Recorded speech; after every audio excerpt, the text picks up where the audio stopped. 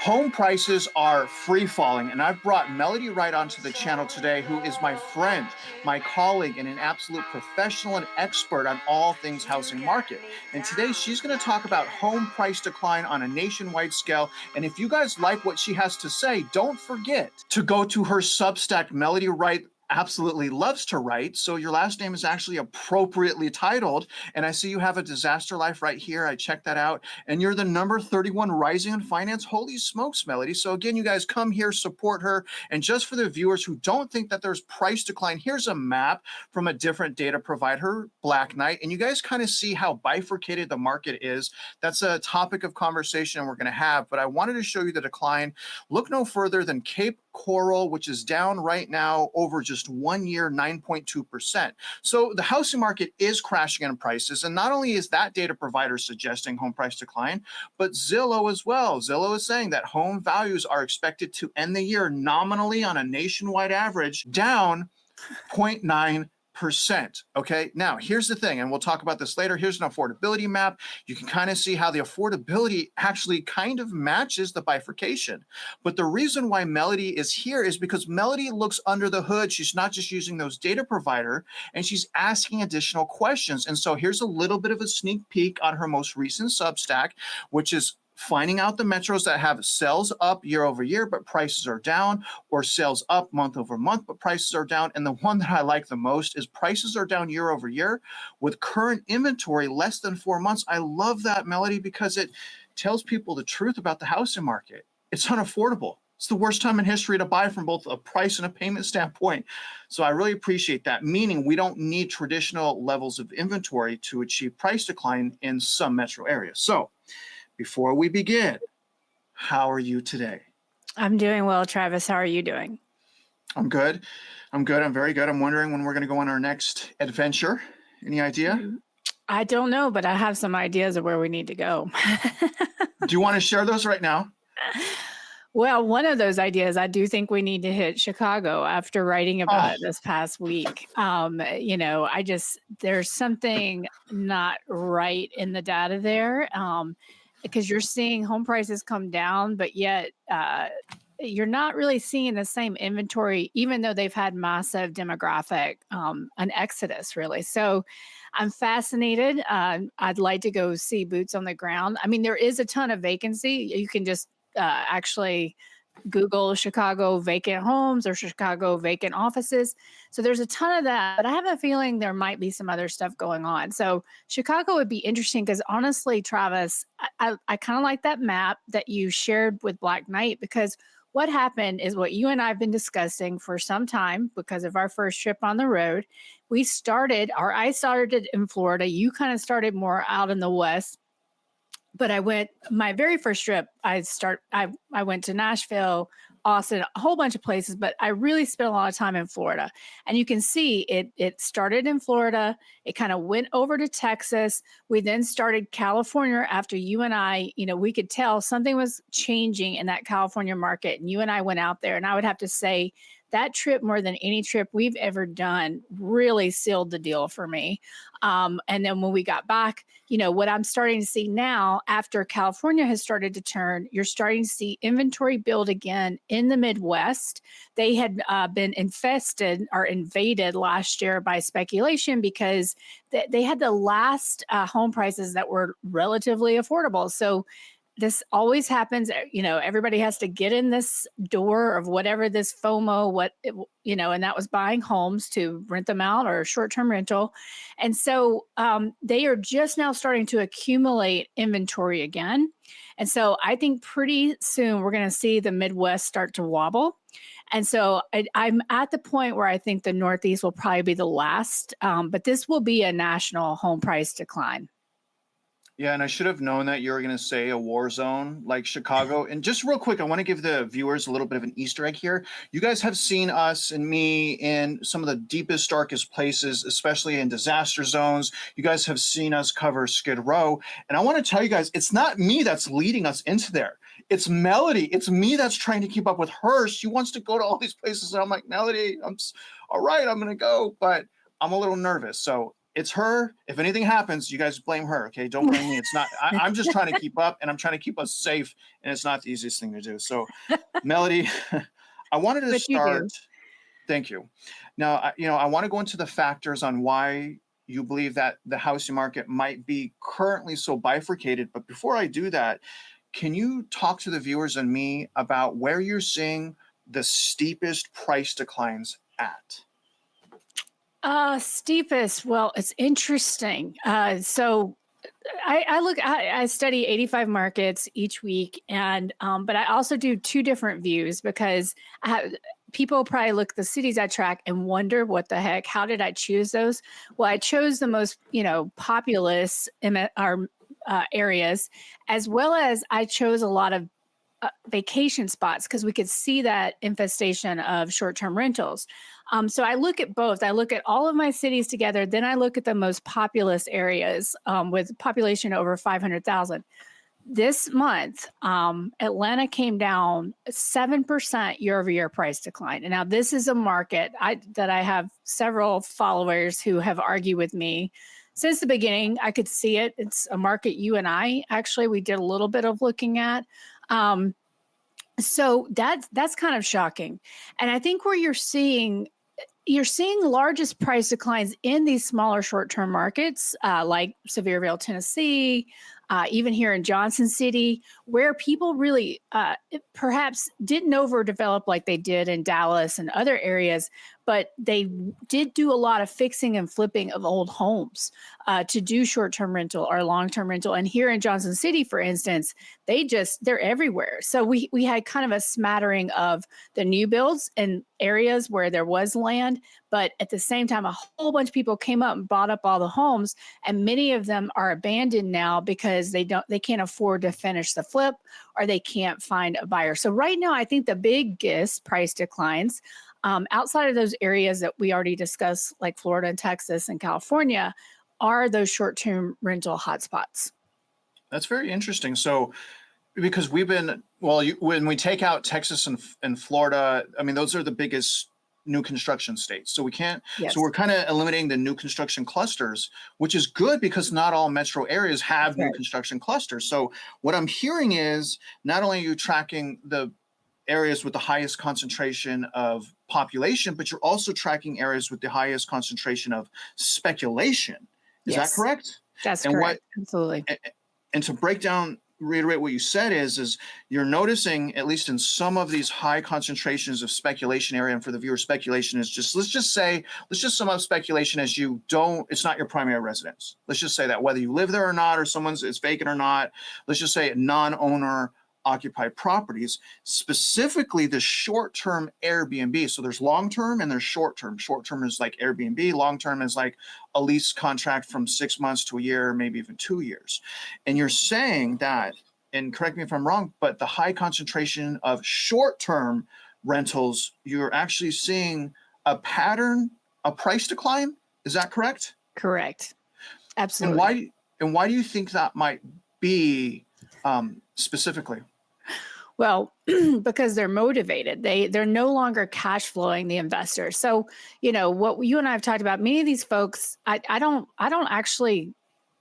judge them for this. They wanted to find a way to make additional income. And one thing they saw is when the Wall Street came in and bought up all those homes at the end of the last crisis, and we had every television show out there talking about flipping homes or long-term rental. This was just another way to ensure that people had enough money, because if you're Gen X, we don't believe we're getting any Social Security. We don't believe that, the social contract's going to be there for us. And so a lot of people went out and bought a home to either rent it out, long-term rental, but a lot of them that maybe even bought it for the long-term got told by some bank when they tried to do a refi on that loan, hey, listen, do short-term rental. You'll make way more each month. But unfortunately, they gave them ridiculous ideas about what they actually could make. And these folks, they got over leveraged. They took out too much debt. They weren't getting enough income. At the same time, you had property taxes and insurance go up, replacement costs go up. And so now these folks are over their skis. They can't afford the home they have. And so you're seeing this in places like San Diego. I mean, I'm sure everybody told you, just like they told me, Travis, that San Diego would never fall because of the Oh, DOD, yeah. the Yep. large. And, you remember, I was like, Travis, we have to go to San Diego. I mean, like, And I was like, yeah. And I was like, why do we got to go to San Diego?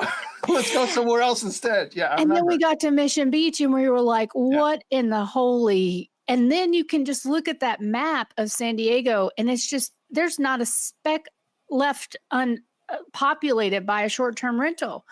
And so that is what's happening. All this investment, malinvestment, I would say, that's what's starting to come to market. That's what I would say is motivated. Your boomers, I think, are still waiting. They're waiting for rates to go lower because they tried to list in the spring because everybody thought the spring was going to be, their time to shine.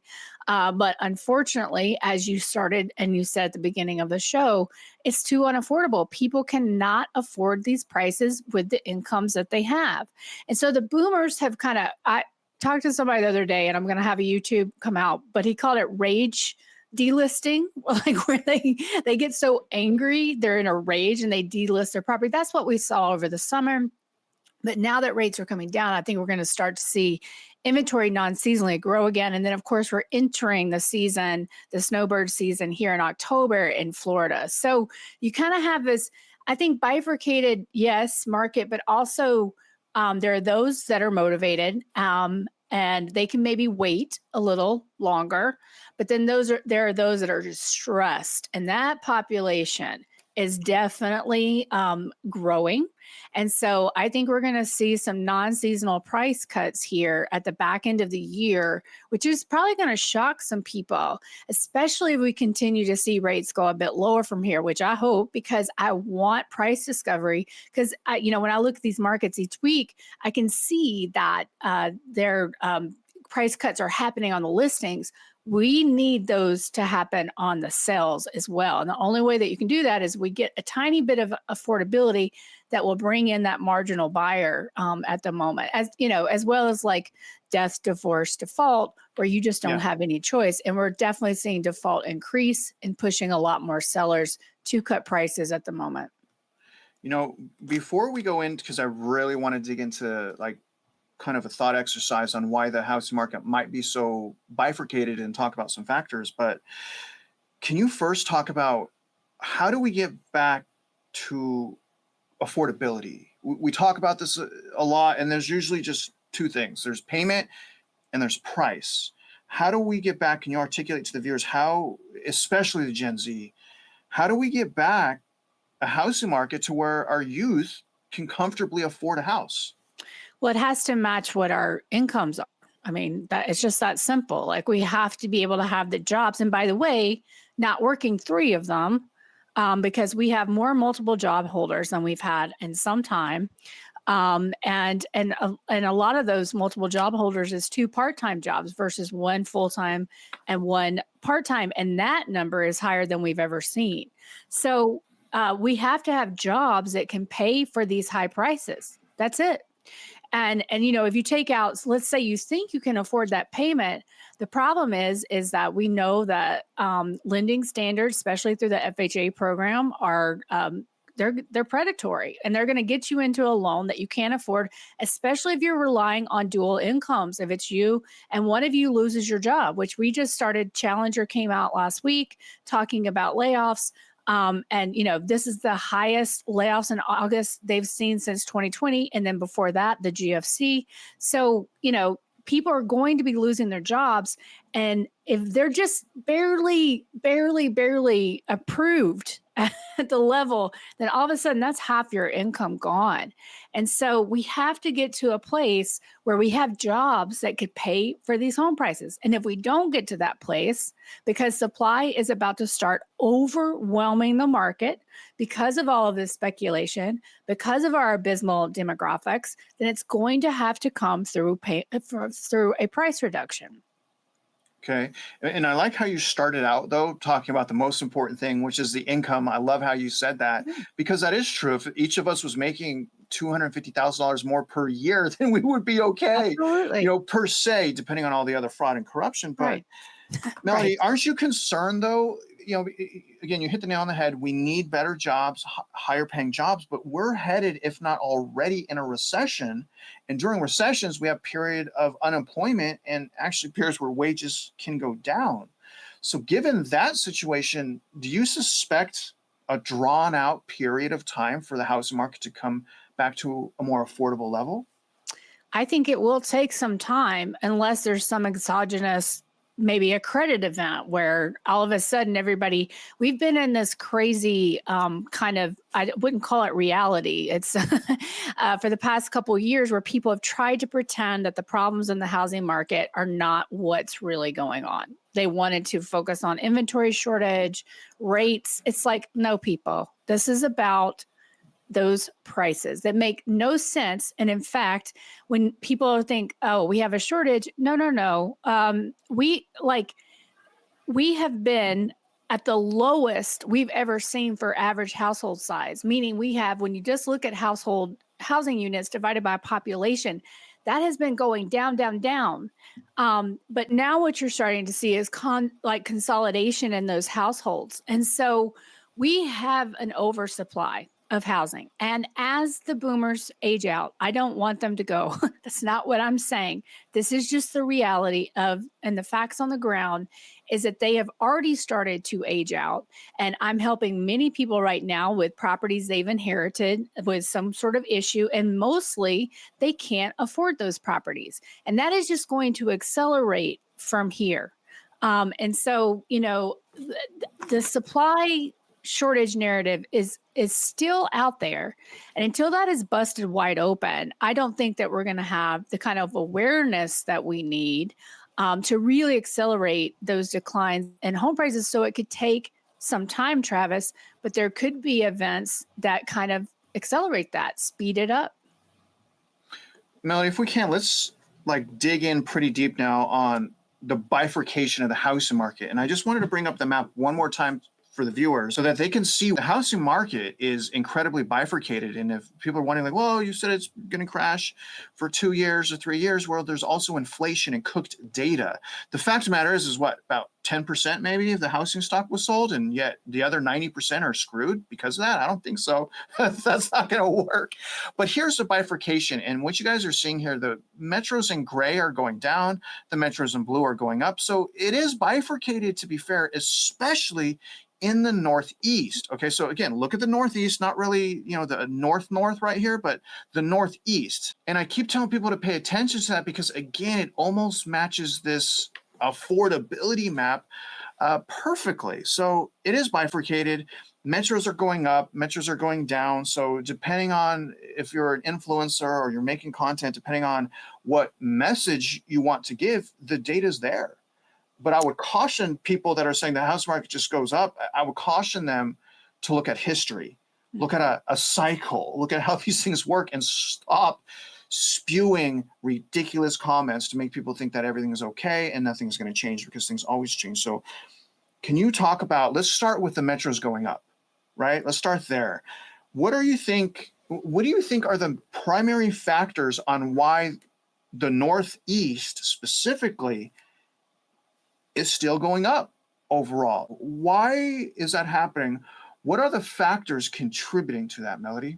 I think a lot of it is narrative still, and unawareness of the demographic picture. I can tell you that I've talked to a lot of people in New Jersey and New York, and they will say, no, my market's strong. Look, and I'll be like, let's crack open something like Property Radar.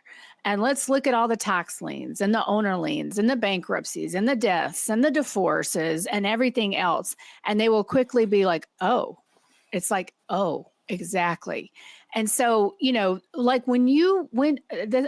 hate, we have to talk about depressing things because it's just facts.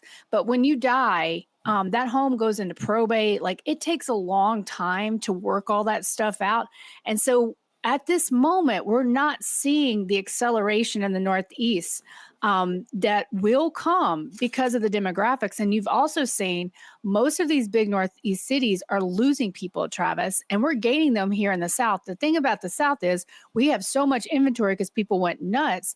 We can't even absorb what we have, even with those Northerners coming here. And so to your point about in some areas, it's more affordable. Pittsburgh often comes in at like it's in my top 5 for lowest median home price. And so there are places that are just more affordable.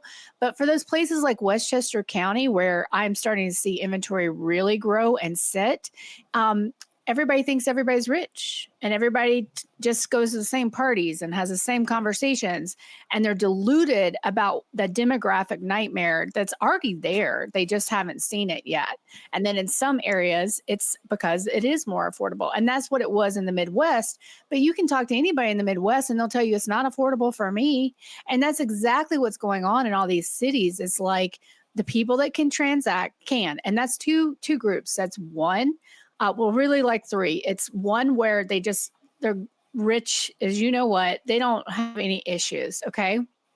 The other are the lower end where FHA has been trying to get in every single borrower they possibly can, saying, hey, here's a down payment assistance program.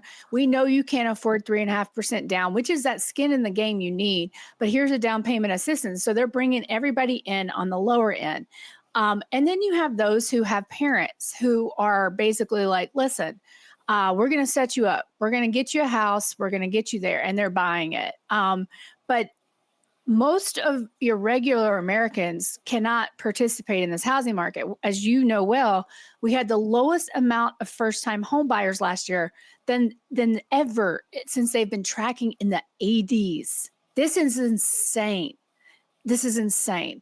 And so this housing market is so unhealthy. And one of the things that kept median prices up in both 23 and 24 is that the only folks that could transact are the ones doing it at those higher prices, either because they were wealthy or because FHA was helping them to get in.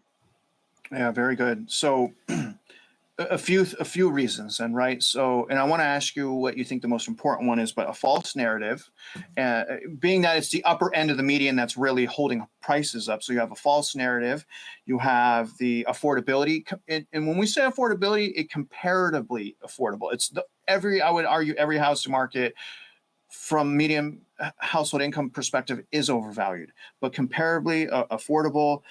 Do you think also, Melody, that you're seeing increases in some of those areas because they have a lack of new homes and maybe traditionally they have limited inventory? Do you think those are factors also? I think no. I'm sorry. I don't think it has anything to do with inventory. I think it has everything to do with narrative. And I think the inventory is there. In places like New York City, for instance, a lot of it's being kept off market because that's a very big rental market. And because people who have rent-controlled apartments can't afford to upgrade their homes to meet the code and rent them out for what can be rented out. And so you have a ton of inventory as they try to fight this out in the legislature, just sitting off market. And so I'm not saying there's affordable inventory out there. I'm not saying that at all, but there is inventory out there that is misallocated and not being properly used. And it's time, we have to do something about that. And it's really hurting our younger Americans. How important in this market in 2025, how important do you think affordability is to sustaining prices? It's everything. I mean, it really is. Like, you can just look at a graph of household median income to median home price. And really, until the 70s, until you had dual incomes, home prices just stayed flat. They were just flatline. There was no real appreciation. But then as we had to bring in, 2 incomes to afford everything due to our last bout with inflation, then you had more demand and more people wanting homes and with that dual income. And then in the late 90s, you started having all of this speculation for those second homes and all that good stuff. We have over 15 million vacant homes in this country right now, and that's not dedicated to seasonal renting. That's 3 million. We have 15 million vacant homes. And so people went and got their first, second, third home, or they got a few to rent out or whatever. And so this housing market is not about your regular buyer or you and me. It's about your investors at scale. I'm not even talking about your onesie twosies. People went out, bought 10, 15, 20 homes. Do you think that some areas will be insulated, like from price decline? And if so, what does an area look like that would be insulated from future price decline? I think you're going to have areas that are going to do better depending on what's happening right around there. But I think this demographic shift is a force that is not there's just no winning against it unless the robots need homes. And I mean, that's honestly, or your immigration policy turns. Like that's the only way that this changes, because we have a tsunami of inventory coming our way. Yeah. Yeah. And we see that in Texas, and we see that in Florida, and with these new homes that they're underreporting. The amount of new homes that are on the market is absolutely shocking.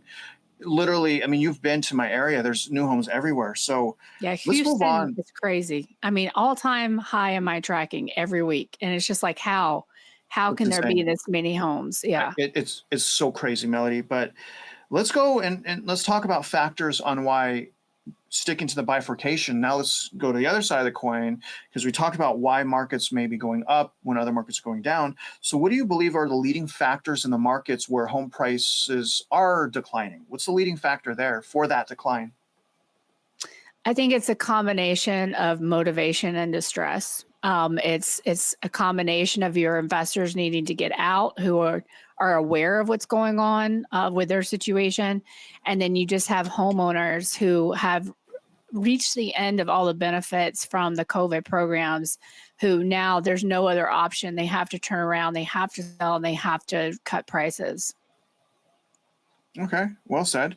So basically, distress.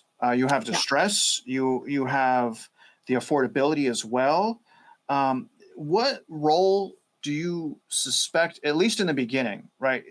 As we go into the future, obviously things are spiraling out of control. Some things are being fixed, some things are not. But what impact do you think moving forward new construction pockets are going to have on the prices of existing homes?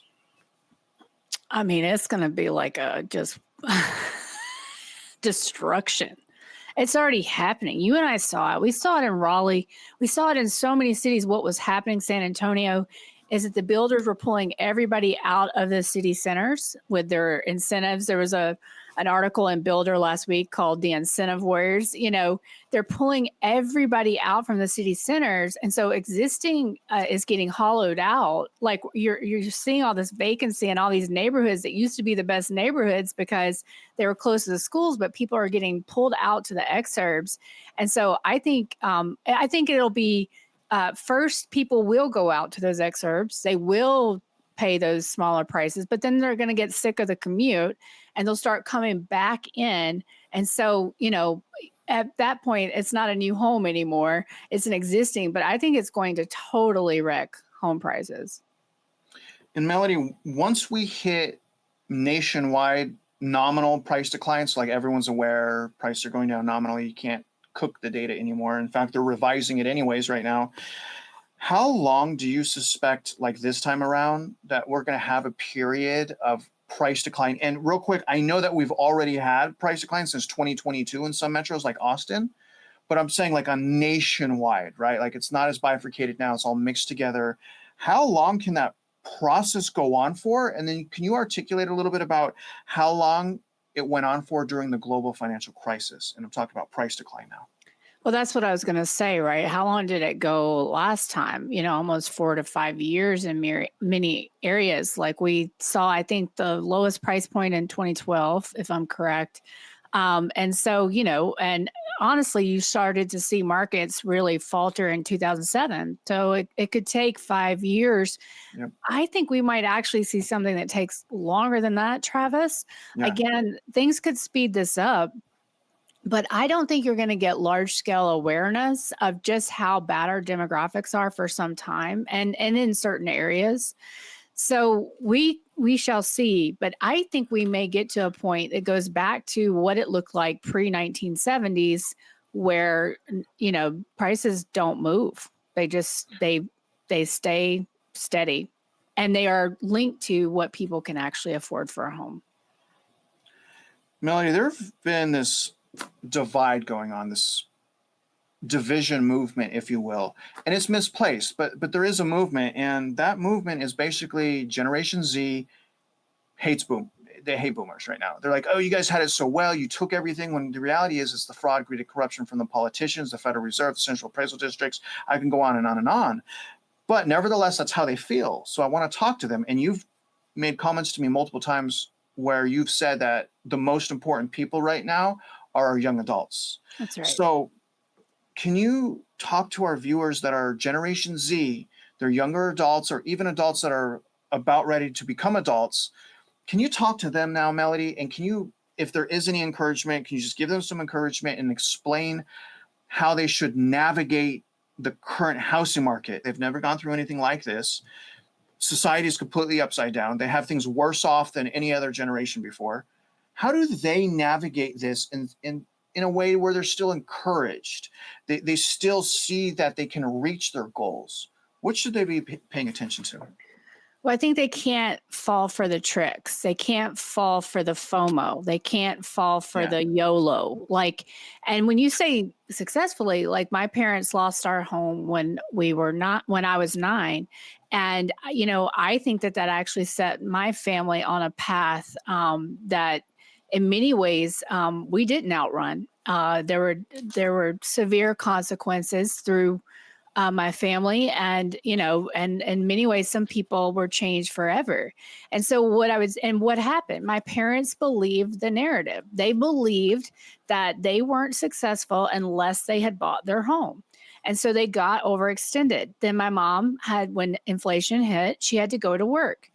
That going to work, because that's not what they'd ever decided. She thought she was going to stay home. That created tension in their relationship that then led to all kinds of crazy stuff, drugs, things like this. And so we can't let other people tell us what we need. That's just, and we also can't, do something because we think that that's what we're supposed to be doing right now. I want to own a home. Everybody wants to own a home, but being over leveraged means you might lose everything. And so what I would say to our younger generations is you've got to educate yourself about debt. Our entire system is designed to make you become a debt slave. Our entire system. And you are falling for it. And so once you get in that system, getting out is very difficult, and it can wreck your entire life. You can end up in bankruptcy. You can end up in a foreclosure. You can end up on the side of the street just wondering how you got here. Well, you got here by listening to people who don't have your vested interest at heart. Not at all. Not one single bit. Because here's the thing. Travis and I are telling you not to get over leverage. What are they telling you? Travis and I, we don't do this, just say these things for engagement. This is what we fully believe because of our experience. And we want to save as many people out there. But don't be a pawn in this system. Say no to debt slavery. Vote with your dollars, because that is the only vote that seemingly counts at the moment. Yes, keep writing your Congress people, calling them. But what really matters is where we put our dollars. And I love the fact that buyers have told sellers, go pound sand. Also, though, don't get embroiled in these generation wars.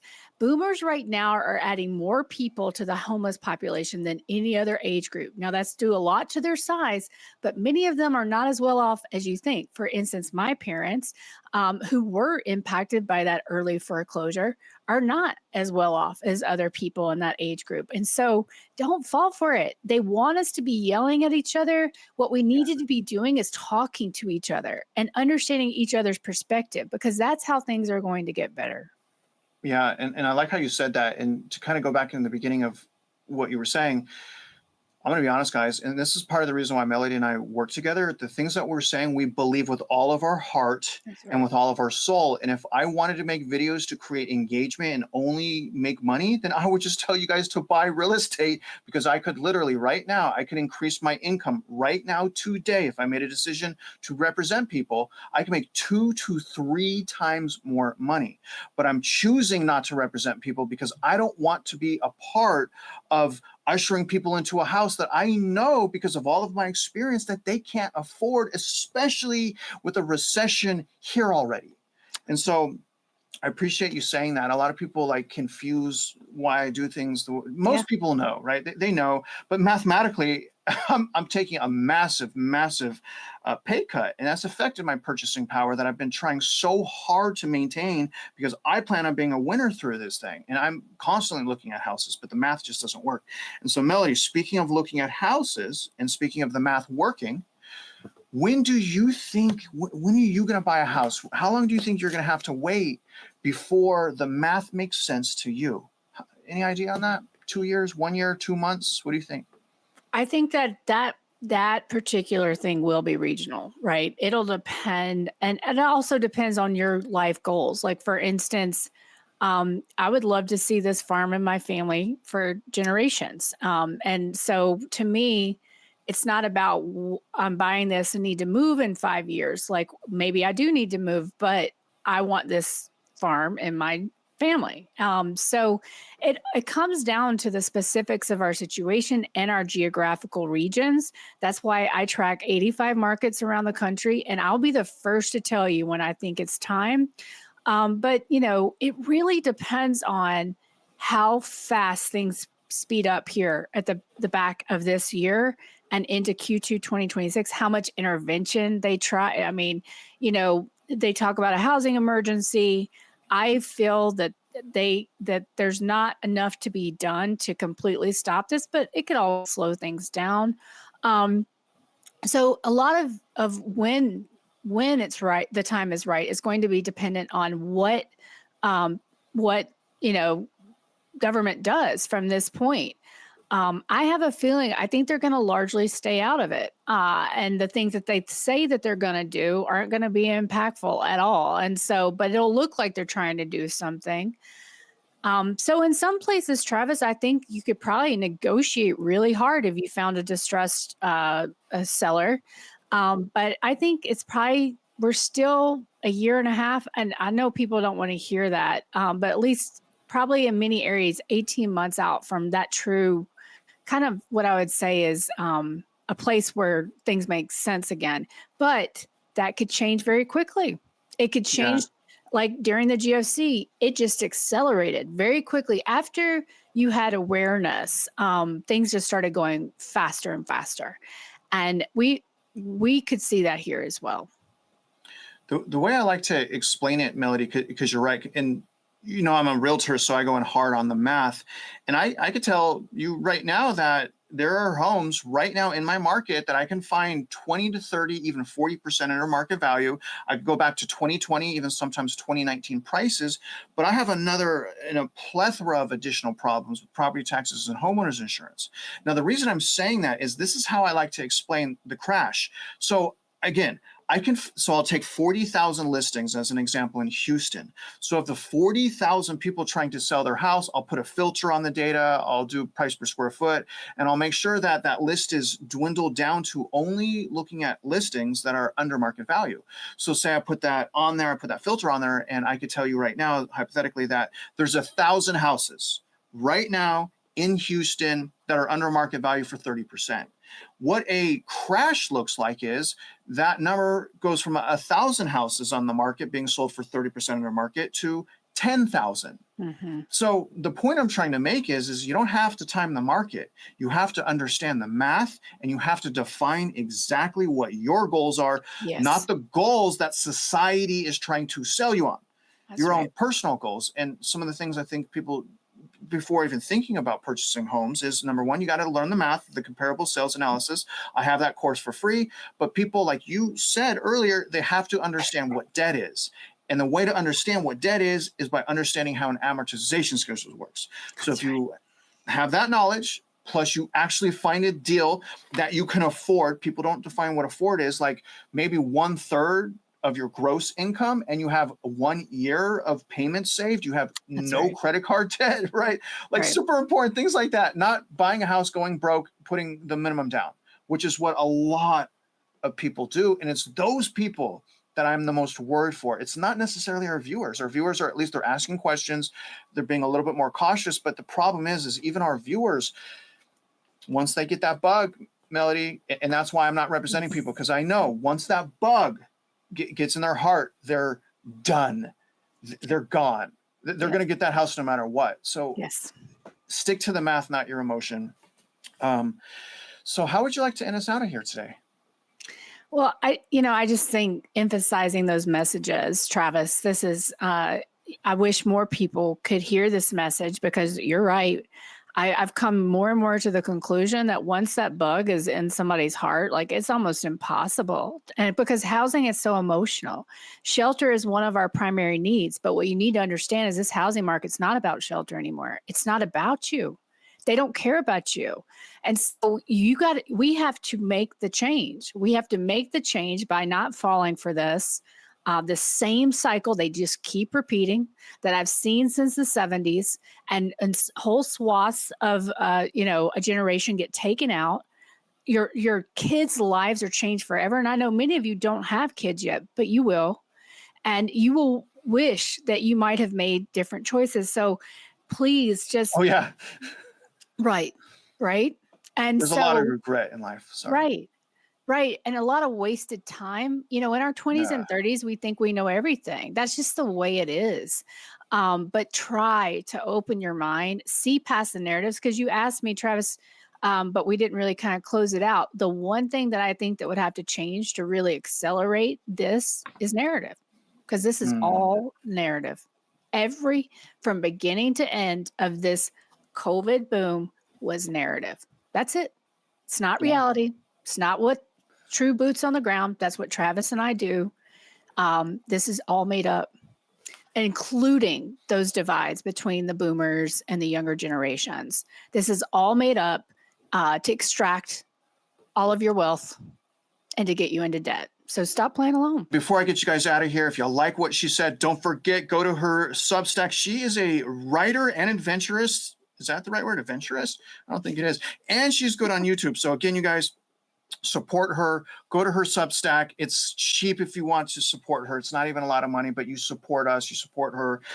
Melody, from the bottom of my heart, not only thank you for your time, but thank you for doing the work to create a genuine perspective. I can't tell you how hard it is to find that. Most people are just spewing things out because they're paid to, or it's a propaganda push, or it's a narrative that they have to create and maintain, when all you and I are really saying is just stop, be careful, do the math.